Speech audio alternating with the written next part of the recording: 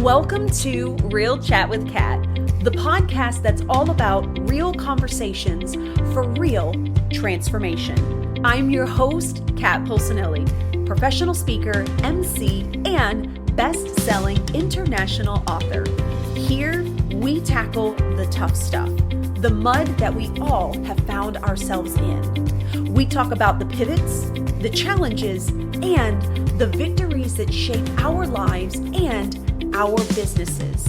From overcoming trauma and finding your voice to navigating life's unexpected twists, we get raw, honest, and open. You'll hear from inspiring guests who share their stories of resilience, healing, and growth. Whether it's breaking through emotional abuse, embracing self-worth, or thriving in entrepreneurship, you'll find connection, empowerment, and the tools to keep you moving forward. So grab your favorite drink, settle in, and get ready for stories that hit home and conversations that make a difference. Let's get real together. Hello, everyone, and thank you so much for joining me today on this episode of Real Chat with Kat. I am super excited to have you here today, and oh my gosh, by the time this releases, we're going to be in quarter 4 of 2025. So this is definitely a time for you guys to be thinking about how you want your year to end, what you're thinking about for next year, which is why I have like the perfect guest. So Tommy, thank you so much for joining me today on the podcast.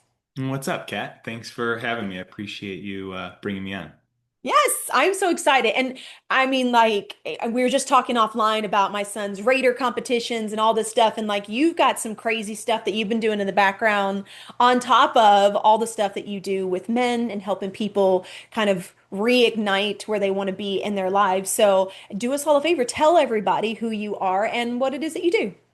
Yeah, so Tommy Geary, I'm a men's executive coach. So I coach men mostly one-on-one. I'm also a wilderness guide. So I'll take men into the backcountry, group trips, one-on-one backpack trips, incorporate coaching with that outdoor adventure. I'm a dad, 2 adopted girls. I'm a husband with an awesome wife, and you were just talking about your son and ROTC and the obstacle courses he does. I'm a big Spartan racer, so I do a couple Spartan races every year, which are obstacle course races. That's kind of like my fix from being an ex-athlete. I played college football, so I think what I try to do is keep everything balanced, right? Business, be an entrepreneur, father, be a dad, husband in my marriage and my personal life, right? Like I got a good crew of friends that I hang out with and kind of train with, and that I think I knocked all areas of life and just try to kind of keep that all balanced. There's all other kinds of stuff that gets piled on. But you were just saying about Q4. I just emailed all the guys that I work with like a quick questionnaire to kind of refocus for the end of the year. Take a quick Oh, look back, what's nice. been working over the last couple months. And then I also sent them, they do a form at the beginning of the year, like what do they want this year to be? So like a little reminder, this is what you said. Let's refocus, prioritize. What are we going to get done in these next 3 months? I think the day to day can get away with us and we just check stuff off the list. So stopping and thinking about like what are the real priorities is always helpful. Yeah, 100%. And it's so funny too, because I think of, when I used to be in a regular job and how it's just like you worked, you came home, you cooked, you ate, did what the kids need to do, and like that was it. And what I really found interesting, and I saw this online not too long ago where someone was kind of talking about like when you're kind of in that like hamster wheel of doing the same thing over and over again, it almost feels like the year just like flies by, right? Like Mhm. one minute it's January and all of a sudden you're like, oh, it's July. Happy 4th. What are we doing now? And so it was really interesting to think about like taking the intentional breaks and paying attention to where I was at the beginning of the year and kind of checking back in with myself. I think that this is a beautiful statement for you, sending this to your guys for Q4 is just being very intentional of being aware of like where were you at? Did you set things? Have those changed? Are you accomplishing them? Is there something that needs to shift? I think that that almost helps kind of slow down the day-to-day crazy or the day-to-day habitual things that we're doing where we don't even really think about it. And then before we know it, we're like, oh, it's 6 months down the road. I don't know what I'm doing anymore. Yeah, I mean, we're amazing human being machines that can like operate really quickly, and we get our routines, like you're saying, and our habits, and then we just like roll and we roll really, really quickly. But if we're not pausing to make sure we're rolling in the right direction or putting our energy in the things that actually lead to the life that we want, yeah, the time can go flying by and you're like, shit, I really wanted to do that this year and I didn't do it. Yeah. Yeah. And Yeah. I wanted to bring this up as too because you were talking about this in the very beginning about how like you coach with men, but you also incorporate these walks, the being in nature and stuff like that. How important do you feel that it is for just a human being in general to be a part of nature, to do some of these things that you are? I love that you're shifting the game of coaching, but like in a totally different atmosphere. So give me your thoughts on why you feel like this is working. We are nature, right? We're not the lie is that we're somehow separate from it. And I won't get too philosophical with that, or maybe not even philosophical, too scientific, but we're separated from nature. And what I've found is like being able to step away from the screens, being able to get out of the boxes that we live in and find slices of nature, green, maybe some rivers, maybe some ponds, maybe some high peaks, turning your phones off, right? Especially if you find a place where the phones don't even work, it makes it easier. There's just like this natural pace. You mentioned slowing down. There's this natural pace of nature that allows us to slow down a little bit, think a little bit differently, and then we're already like reprogramming, and then it gives a more space to do some of the coaching that I do.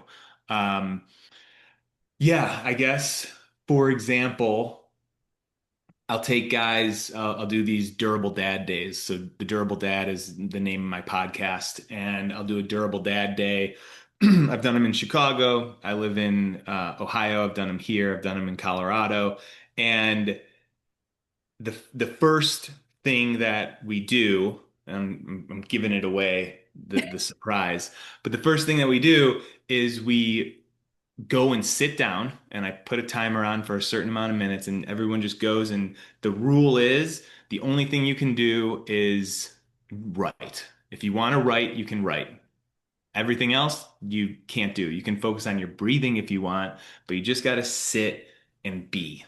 And you can open up your senses, look at the sights around you. You can open up your ears, hear what's happening, and that's it. And the first time I did this, we like brought the group back, and I was like, all right, so what was that like for you guys? And one guy was like, I could go home right now. Like this was worth the investment of being here. That was Wow. perfect.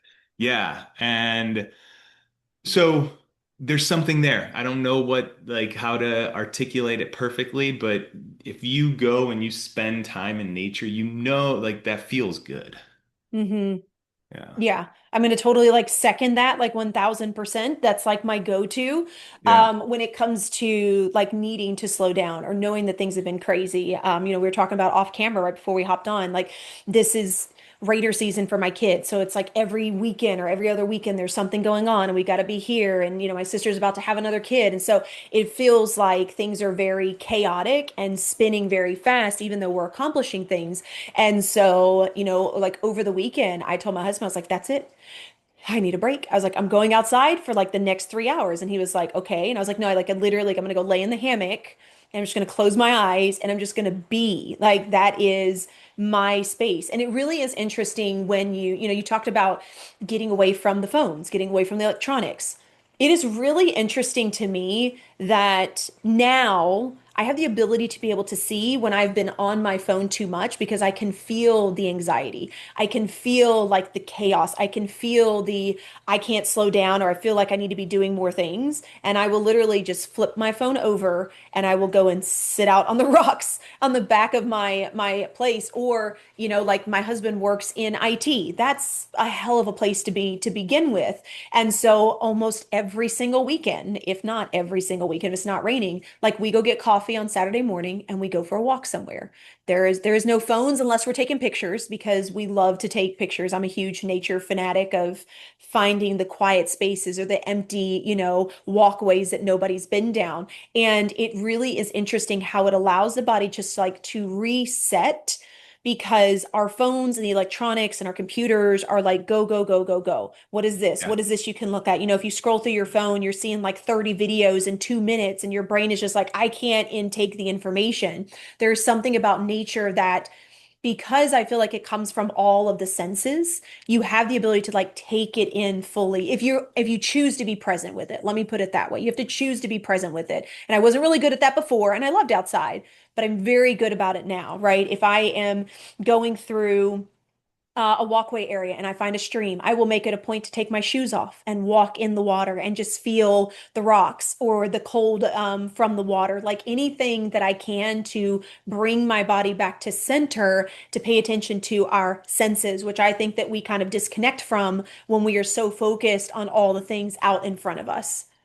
Yeah. I mean, for you to have that awareness is a pretty amazing tool because if you're looking at your phone and like you said, you realize you start to feel like anxious and worked up because you've been looking at your screen so much, that's being able to pull yourself away from that is a skill not many people have. And we hear about the phones all the time. We hear about screen time, how we manage our kids with screen time, how we manage ourselves with screen time. And it's crazy because we'll be looking at our phone and we'll be telling ourselves, I shouldn't be doing this, but we keep doing it. And Hmm.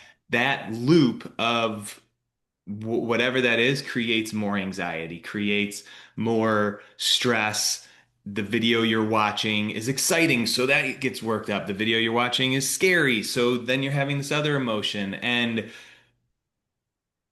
sometimes doing that's okay, like it's fine. But if you're constantly in that cycle, that's not very healthy for the human nervous system to constantly be stimulated all the time. So like you're saying, if you stop and pause and allow in the like nature, very healing, very centering, Yeah. very grounding. So that's yeah, I mean most of my time is spent Zooming with guys, one-on-one coaching. The nature stuff is like this added benefit that like aligns with what I do and who I am and also like helps support kind of like the addition to the one-on-one coaching. Hmm.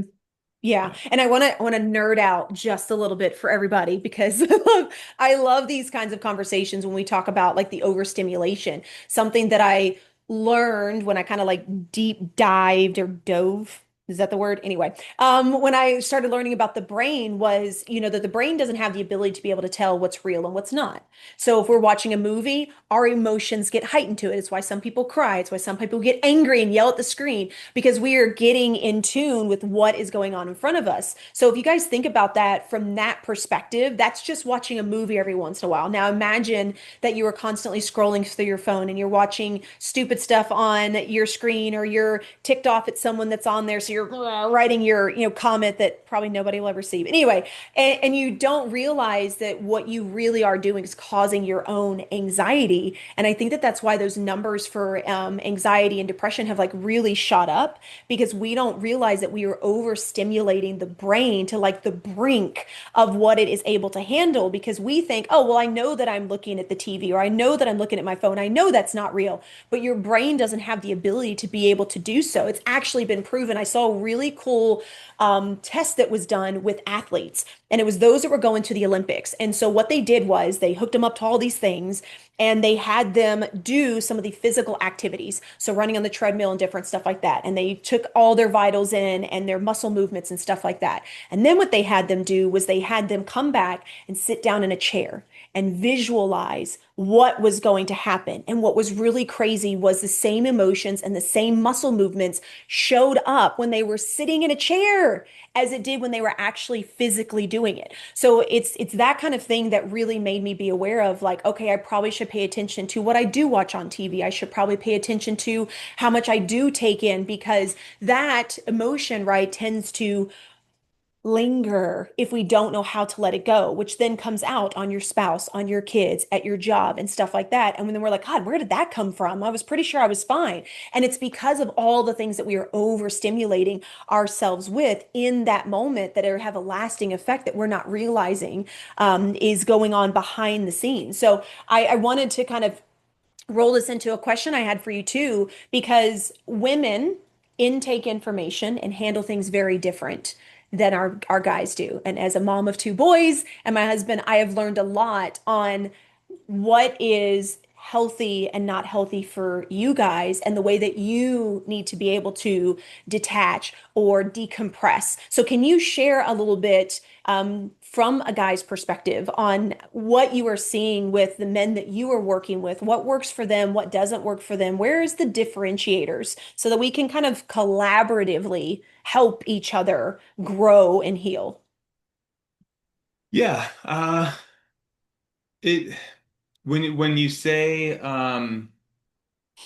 I guess what do you mean like for men what they need? What do you yeah. Okay, so I know that for a lot of women, right, we just like to talk things out. I Hmm. know that especially for my boys, that's not always the easiest thing for them.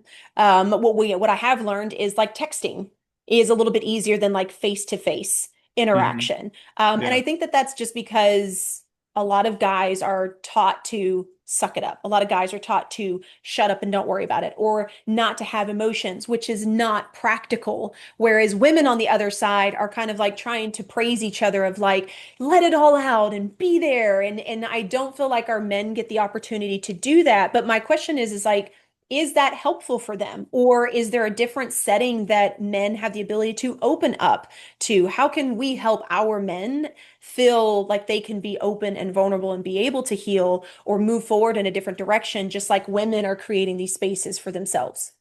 Yeah. I think a lot of guys walk around feeling like they need to have it all figured out. Like they need to have the right answer. They need to make sure everything's okay, coming from that provider part of men. And Hmm. and I think it goes both ways. I think there are men that, like you said, like to hash it out, like to talk about it right away. And I think there are women. I mean, I think women like to have it all figured out too and want to Oh, yeah. feel like they have control, right? And that's what it is, right? We want to feel like we have control over the situation. And when, I think about when a guy's wife isn't doing okay. Like she's just upset, she's had a rough day. And I'll think about this one client who they were welcoming in their new au pair, and the new au pair was a vegan. And this guy's wife, she was kind of like worried about it because they don't eat vegan at the house, but she was like open to it, and it's actually like something she was interested in. So she was a little like self-conscious about it. It was really important to her as the au pair was getting there. She made this like really big, elaborate vegan meal. And she also has her own business. So she was like doing her normal day to day, but spent a lot of time running to the store and all this. Then the au pair gets there. The au pair had traveled like 15 hours to get there and said, "Oh, you know what? I'm just going to grab a banana. I'm really tired from traveling and I'm going to hit the sack tonight." And his wife just like bummed, right? Totally. Hmm. And he said, we had just like, we had a coaching session the week before about his communication with his wife and his tendency to try to fix things, to try to explain things. I call it toxic positivity sometimes. Like, yeah, that sucks, but let's look on the bright side. And he didn't do that in the moment, right? In the moment this time, he just like listened to her, put his hand on her shoulder and was like, "Man, that has to suck. Like that's a bummer. I saw you like worked hard, you like changed your whole schedule today and that sucked." And just let her be and have that emotion of disappointment, frustrated, anger, whatever. So that's the example of like what a man is capable of. But I think a lot of the time, what we do is we see that as a problem. Like, oh, my wife's not happy. I need to like figure this out and make her happy. And Hmm. um, so I don't know if that answers your question exactly, but the reason that I think what men not necessarily need, but need to start understanding in themselves. And what I figured out was that if I can't allow my wife to be upset or to be sad or to just like vent, then that emotion, I'm not comfortable with that emotion in Mm. myself. Right. So I don't like feeling disappointment. I don't like feeling sadness. And since I don't like feeling it, I don't want to let my wife feel it. Oh, my kid's throwing a tantrum. I can't handle that emotion of anger, so I got to shut down their emotion. I got to change their emotion. And it goes back to what you were saying that, like, you know, either explicitly or implicitly, boys were taught to not cry, to not feel disappointed, to look on the bright side, to pick up your chin and keep going. So when those emotions do come up, we feel like there's something wrong. No, we got to figure this out. We got to be okay. I got to be good. Everything's got to be good around me because then the opposite is something's disappointment is wrong. Sadness is wrong. We get screwed because disappointment and sadness is a part of life. It's a part of the spectrum of emotions. So if we're Hmm. only trying to be happy and okay, then when there is disappointment, we create this friction with it and try to change it. And it works sometimes, but a lot of the time it doesn't work in interpersonal relationships. So Yeah. yeah, I don't know if that answers your question exactly, Yeah, no, but that was I actually think a it, beautiful answer. yeah. A beautiful Um, answer. yeah. So I think where does that lead to? That leads to like you mentioned vulnerability. Men have a hard time saying they're wrong. Men have a hard Mm. time saying that like I messed up or I'm not feeling safe right now. And I think it goes back to that like we have to have it figured out. And to be able to get to that vulnerability, it's got to be some willingness from a man to like want to be vulnerable. And you know, um, I think more and more men want it. I think more and more men are talking about it. It's at least in maybe I'm in my own bubble, but I do think that more men are realizing, oh, I need to be a better communicator. I need to be vulnerable, even though I don't know what the fuck vulnerable means, but it sounds like it's something I need to do. And then hopefully they find someone like me posting something and they're like, oh, I'm gonna ask him. Or I really encourage the guys I work with to talk to their buddies about this stuff because you know, on my podcast, I'll bring a client experience and talk about it and know that so many men are going through the same thing that like this one guy's story will hit hundreds and thousands of guys out there. So Hmm. yeah, yeah.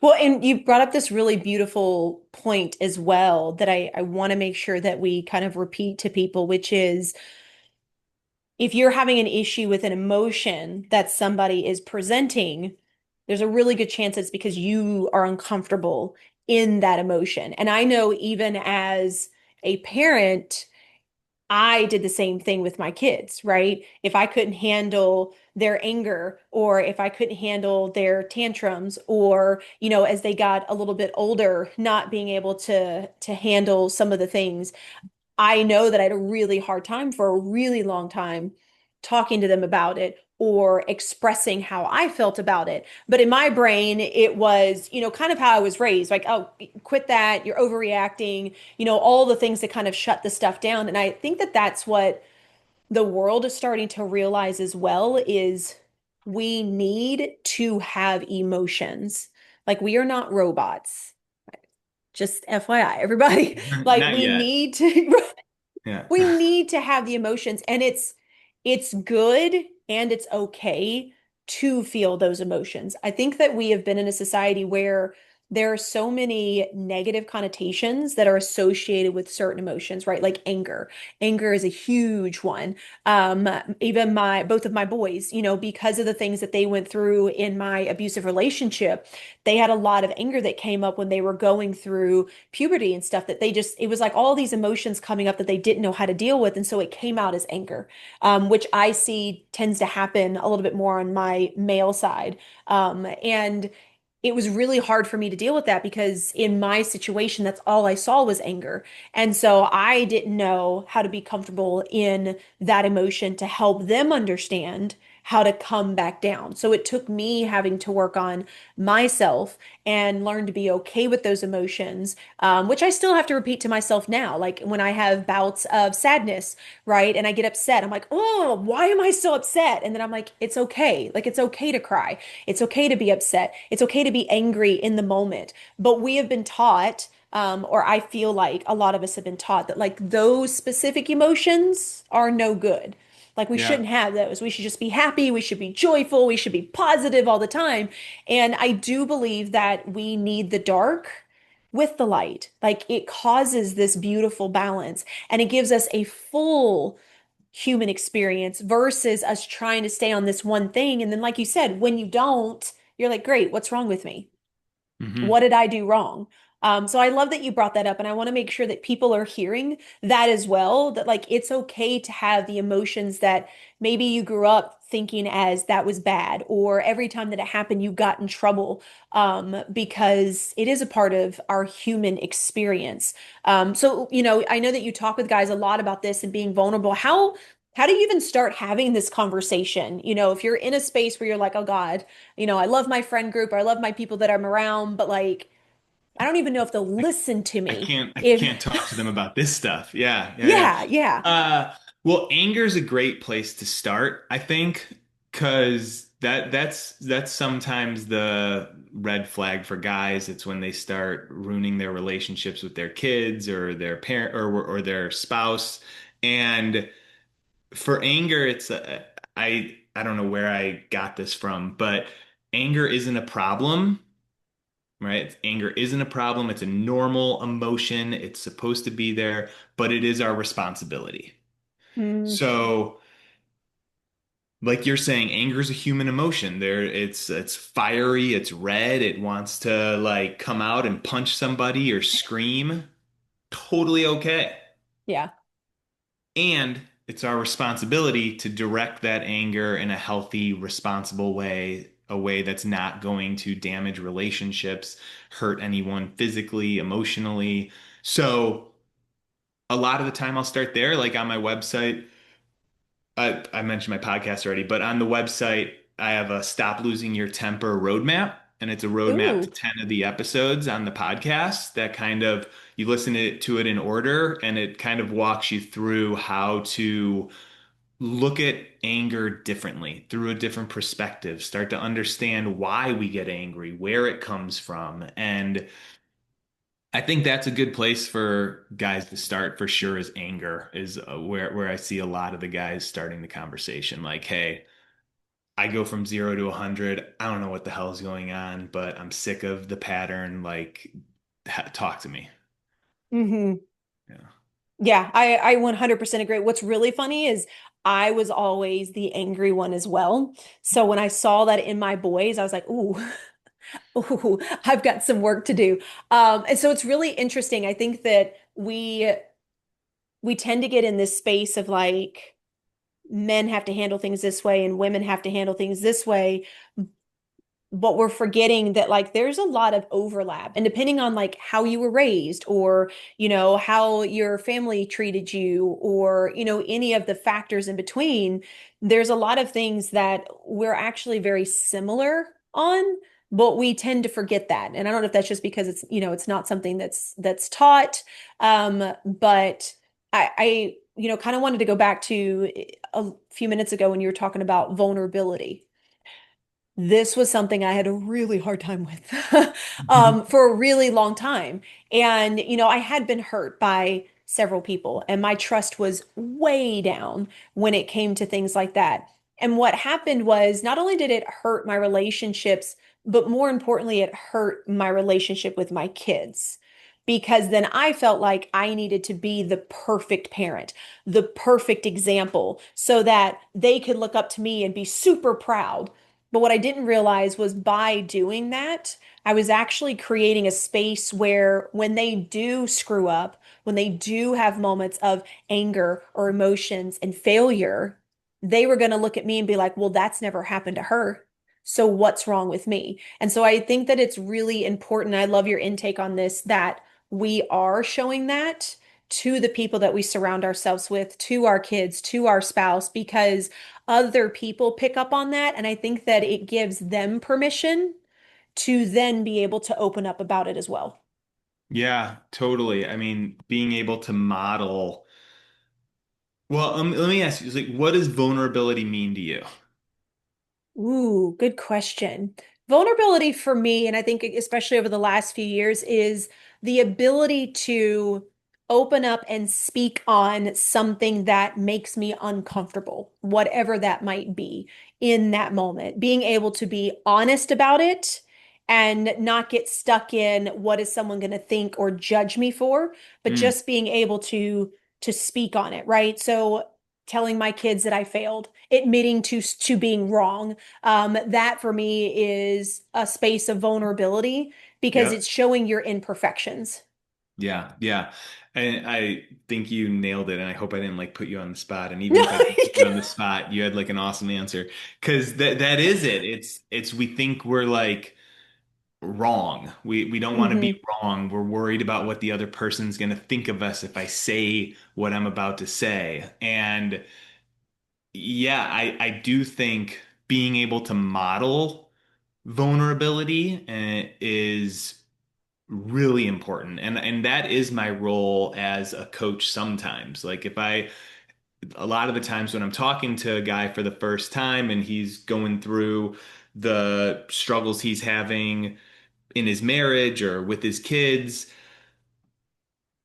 it's the first time he's really talking about it to anybody. Mm, And I being able to like not necessarily share my own story, but even just being like, yeah, man, when you shared that um you yelled at your kids and immediately like knew that you had screwed up, like I just felt like a pit in my stomach. It felt like fuck, like I've been there, man. That sucks. Like like reflecting in that way, being able to like show that because I believe our emotions are a real thing. They're not this like fluffy word like sad, mad, happy, joy, shame, disappointment. They're actually energy in motion, emotions, energy in hmm motion. So the lump in your throat, the punch to the gut, the broken heart, like those are all the weight of the world on your shoulders. Those are emotions, and modeling those, being vulnerable and like opening up and describing those, I think it makes it a little less soft in a way. It's not as touchy feely. It's more real and something we can like grasp and almost tangible. And yeah. for our kids, like you were saying, I think it's really important to be able to model that to create a safe space with like, oh, like right now, like I just feel like punching a hole in the wall. And you saying it like allow, and like, you're not blaming your anger on your kids, but you're just letting them know like how you feel. And you know what? Hmm. I'm really freaking angry right now because I had a hard day at work and I messed up on this one thing and I wish I would have done it differently. And it's all just kind of like building up inside of me and it's tough right now. Um, yeah, I think that's really healthy and where a lot of the generation before us, our parents probably like not that they knew any better, got it wrong, right? They like we were saying before, whether you were told not to cry and told to like suck it up, or you just knew that if you were sad, mom wasn't going to be happy. Yeah. If you were sad, mom was going to try to cheer you up right away. Okay, so the best thing I can do to keep mom happy is not be sad.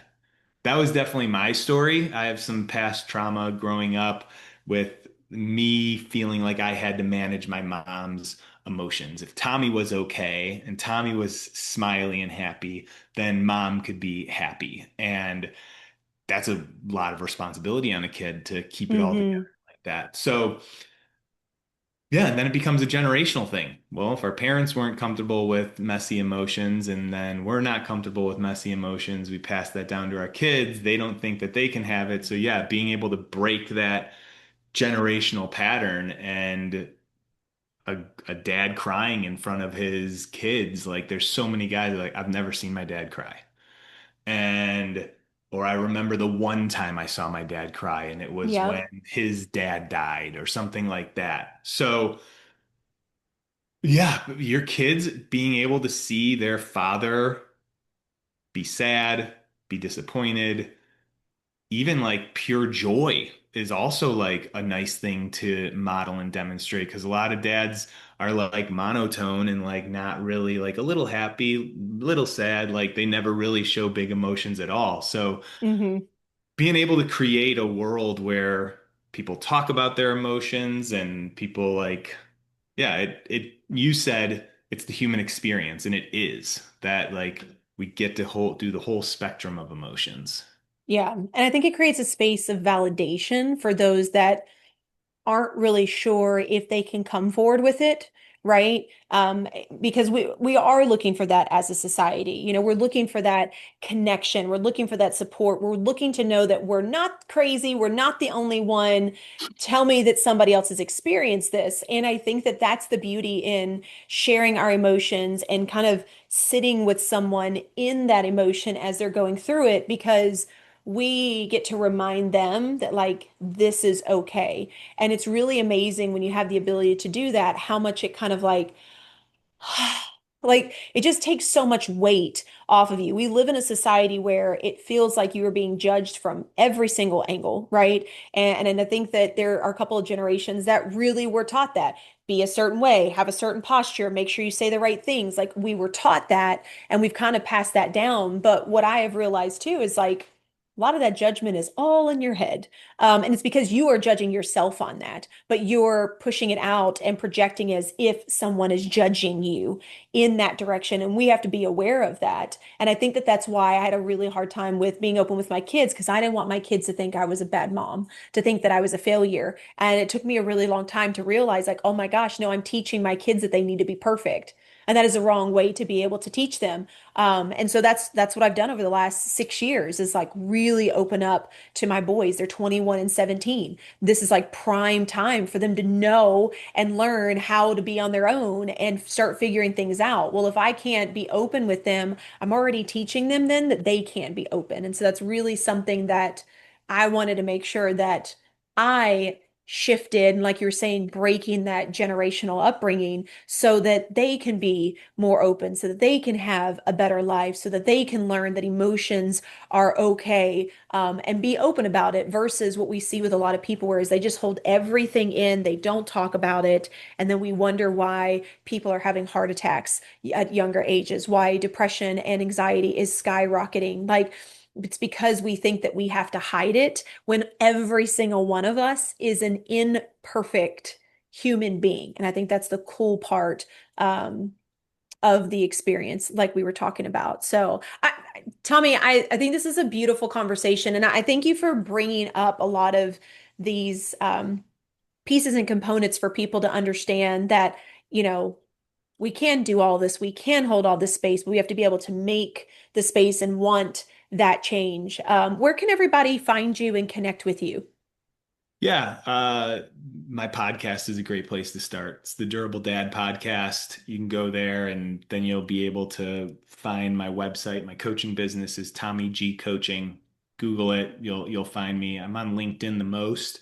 So those are all the spots that I'm at. And I think one thing I'll say when you said like validation, that like their experience is okay and real when humans are struggling with something. Like Instagram, our neighbors, like who you see in the front yard is a lot different than the person you see inside. And like what you see on social media is a lot different than what's on the other side of that screen. And it's easy to say and know, but until you start having a conversation with somebody else about it, so men getting a coach, getting a therapist, going to finding a men's group, like until you like can connect with those kinds of people, it is hard to find validation, but it lightens the load so much when you know that like you're not the only one.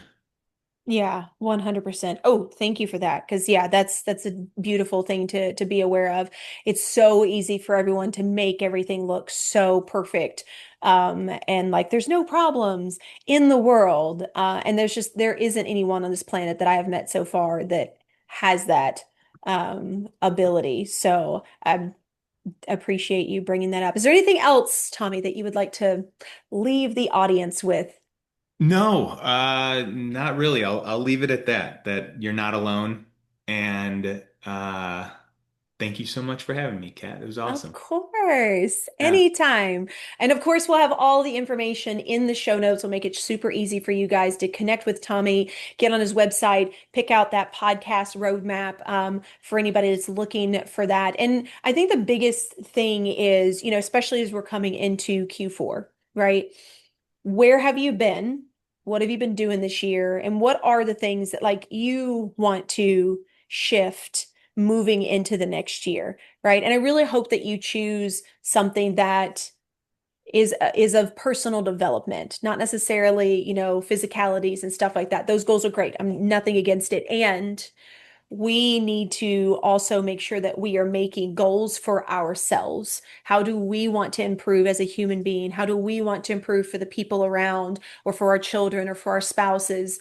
I personally believe that part of the human experience is creating a space of connection and support for other people that maybe didn't have that or don't currently have that. I want to leave the place, though, the world in a better place than how I saw it years ago. And so I think this is a beautiful testament and a wonderful conversation to just remind everybody that be aware of your goals and make sure that you are creating things for your own personal development as we move into the new year. So, to everybody, thank you so much for listening. Tommy, thank you so much for being a part of the podcast. And until next time, do one thing positive for someone each and every day and see the difference that it makes in your life. Catch you later.